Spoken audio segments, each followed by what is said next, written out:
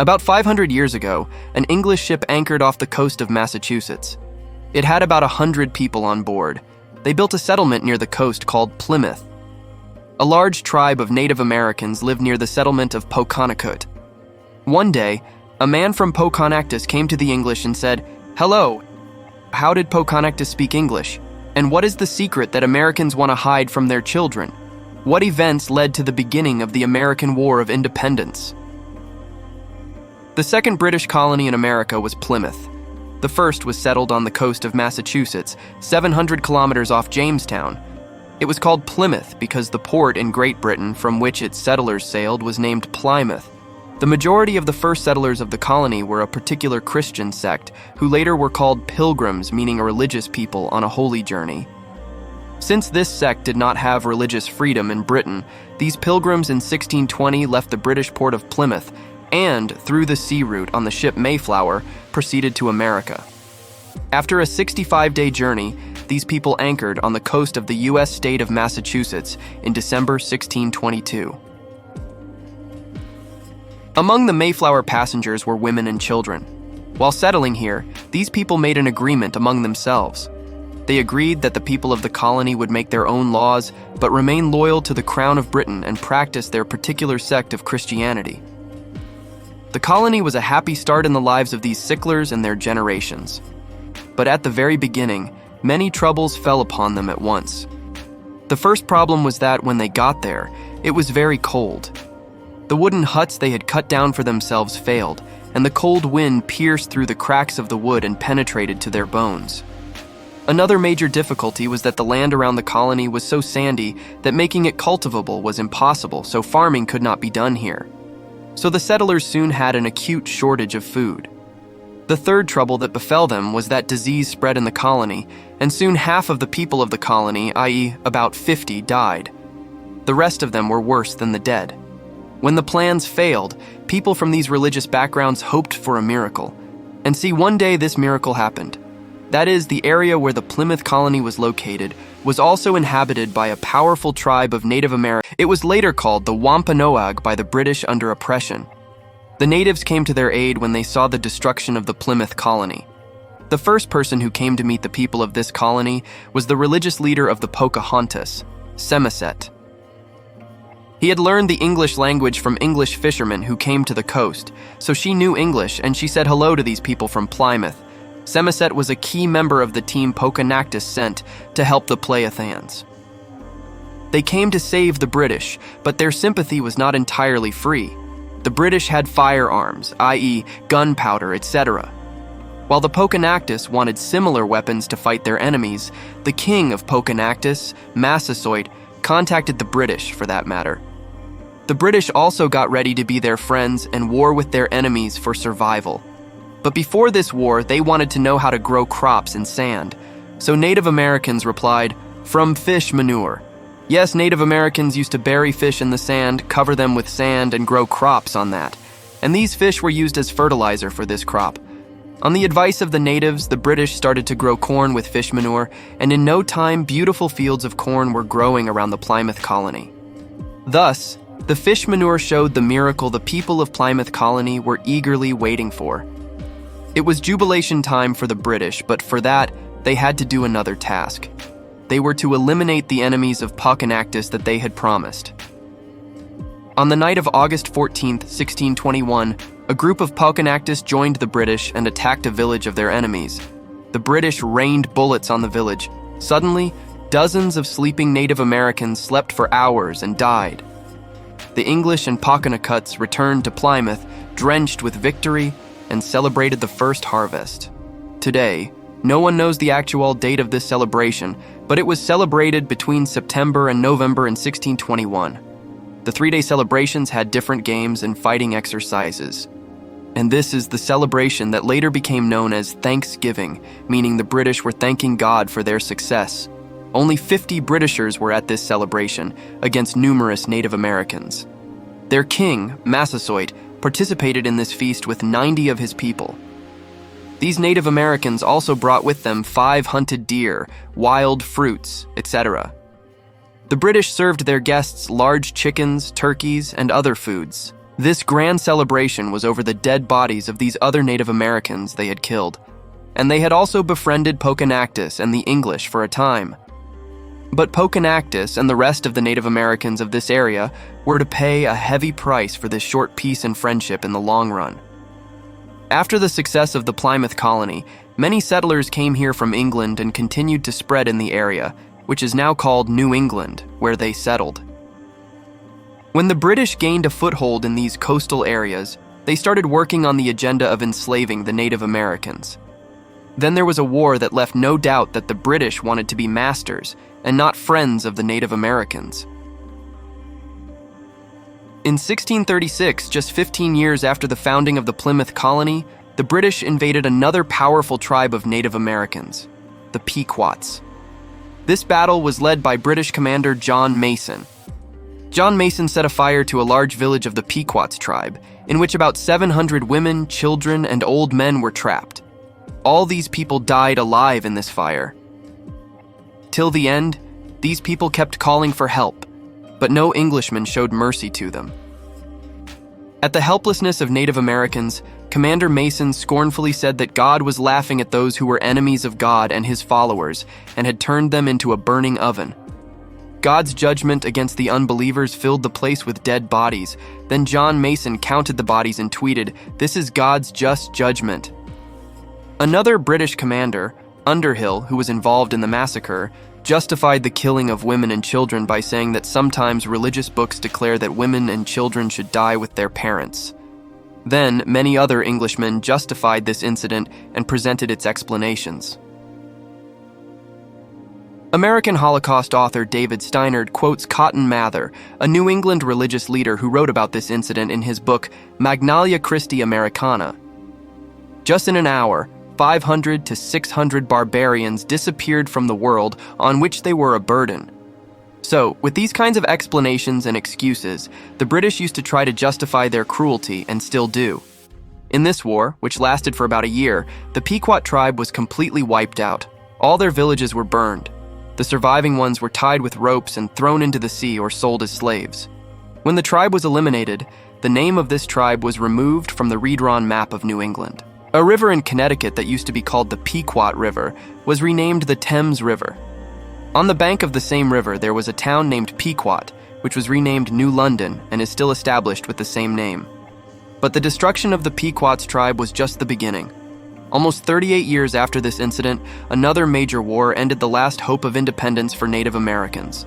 We showed you how the king of Massasoit, king of the Pocahontas tribe, helped the Plymouth colony and attended their first Thanksgiving feast. But when he died in 1661, the people of Plymouth colony started fighting with the sons of their benefactor. Although his sons kept their names after the British, by 1675, there was a curious custom among the Native Americans that these people would give themselves names like those of the British. After Massasoit died in 1661, when his eldest son became king, he changed his name to Alexander. The British accused Alexander of a conspiracy, arrested him in 1662, and tortured him to death. After his death, his brother Metacom became king. He changed his name to English Philip. Philip tried to keep the peace with the English, but failed. The attitude of the English towards the Pocahontas had become very insulting.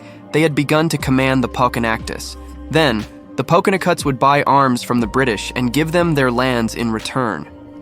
But in 1671, the British forced Philip to sign such an agreement that the Pocahontas now were to return the firearms of the British that they had obtained by giving up their lands. Thus, the Pocahontas lost weapons, the land, and their prestige. Now they were completely at the mercy of the British. Philip could not bear this situation. On the other hand, the activities of the British were increasing, and they were using some Pocahontas for spying by making them Christians.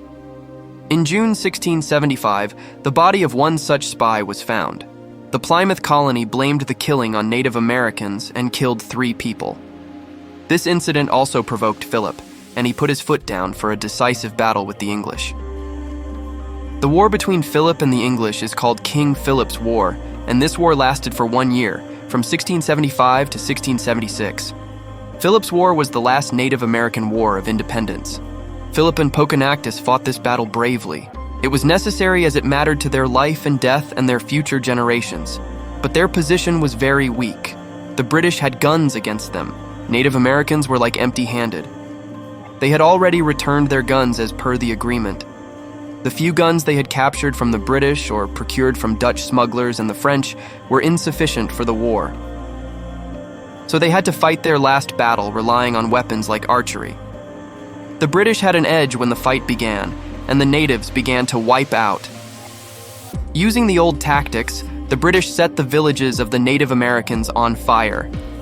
Human-inhabited settlements were set on fire and burned to the ground. How merciless were the British? It could be assessed by the English religious leader and author Cotton Mather, who described the burning of villages as a barbecue. Barbecue. Some Native Americans were also supporting the British in this war. With their help, the British also crushed the little bit of resistance of the Pocahontas. After the victory in the war, the English now wanted to capture King Philip to make him the target of their revenge. Philip could not be captured, but his 9-year-old son and wife fell into their hands. Both of them were taken as slaves. But even the king, struggling for life, could not escape for long. In August 1676, the British learned that Philip was hiding in his native village of Rhodes Island. So the British and their allies, the Native Americans, attacked this village. Philip, the last hero of the Independence War, did not fall into their hands. Philip fought the bullets bravely and was killed while fighting. Ironically, the person who killed him was a member of his tribe, but had now become a Christian and was siding with the British. Instead of honoring the body of the brave enemy, the British took revenge on it. First, it was cut into pieces, and then they were flung into the fire. American writer David Silverman writes in his book, This Land of Their Lands, that the chopped hands of King Pumadacom were given to his assassin alderman, who sold one hand and preserved the other hand. The visitors used to pay him money to see the severed hand of the Pumadacom king. Philip's head was cut off, brought to the Plymouth colony, and mounted on a spear outside the settlement. The flesh of Philip's face and head was eaten away by birds or rotted away, but the skull of the last native king of New England hung on a spear for 25 years. To celebrate Philip's death, the Plymouth and Massachusetts colonies declared August 13th a day of Thanksgiving. It was the same Philip, whose father became an aide to the British, and the man who taught them how to grow vegetables. He is today commemorated by his statue in Massachusetts, where he once ruled. So, that was the dirty Thanksgiving Day secret that Americans want to keep from the new generation today. But Thanksgiving Day, soon to become a tradition, is still observed in America. But now this festival is celebrated on the last Thursday of November. In 1863, U.S. President Abraham Lincoln declared a holiday on this day, which is still continuing. The Native Americans in America today celebrate this day as the Day of Mourning, a national day of mourning. After King Philip's War, the English completely dominated New England. Native Americans had lost their lands and were now confined to a few areas, while in the coastal areas of America, settlers from Europe continued to come. These settlers had such a conducive environment in America that the average height of their offspring grew to 2 inches. An average of 8 children were born in each family, and there was no one to stop this growing population. Descendants of the settlers spread to make one of the 10 Americans of them. The Plymouth colony was like a seed. 13 English colonies on the American coast were settled in less than 100 years. Meanwhile, the French also occupied this vast area of America and Canada, and there was a Spanish colony where Florida is today. So as these Europeans used to fight each other in Europe, here too, in Britain, Spain, and France, there were fights over the issue of borders. These clashes turned into a big war in 1756. In this fight, Native Americans also supported the chosen European states. That is where they saw a strategic advantage. A force from the British colonies called the Colonial Militia was fighting on behalf of the British. An officer of this militia was named George Washington. The end of these European wars in America thus came about when, in 1763, France was expelled from Canada and the U.S. under the Paris Treaty.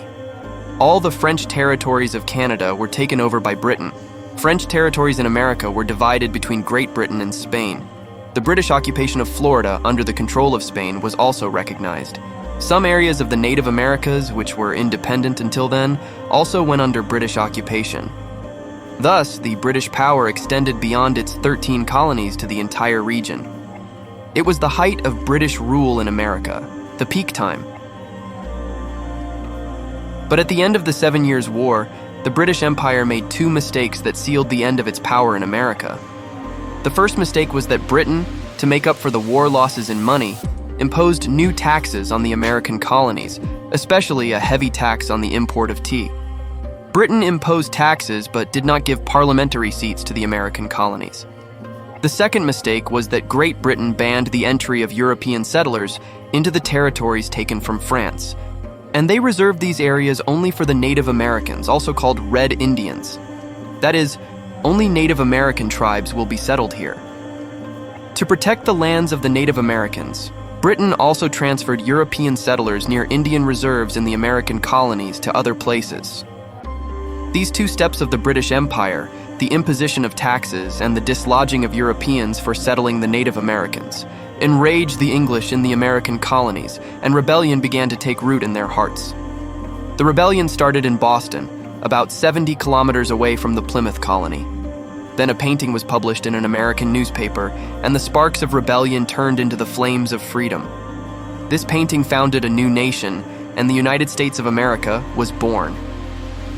What was this story? The bid to benefit the East India Company was very expensive for the British. Why? What was that unique party that changed the map of the world?